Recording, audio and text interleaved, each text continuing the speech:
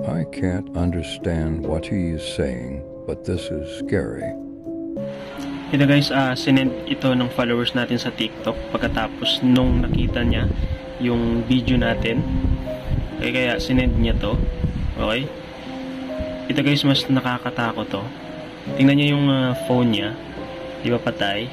Tapos ito, kung nakita nyo, dumaan siya dito and then umandar yung yung phone. Kita nyo?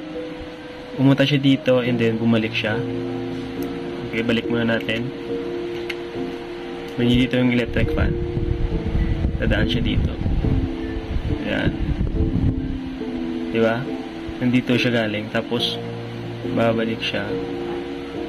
Diba? Okay? Nandito siya galing. And then, pumunta siya dito. Okay? Yan yung mabuti yung phone.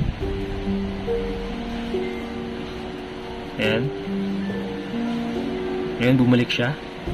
Tapos yung phone, umaandar pa rin. Nakikita nyo? Yung mabuti. Diba? So, ayan siya. Ayan. Di natin alam, parang tinitignan niya. Okay.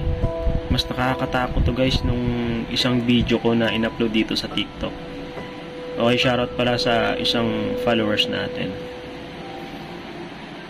Yun yung mabuti. Dito siya. Tingnan nyo, dadaan siya dito sa electric fan. Yun, kita nyo? Balik natin. Dito siya, balik natin. Dadaan siya dito. Ayun. So, ganun lang guys. Pero yung phone, nag-on pa din. Nakakatakot.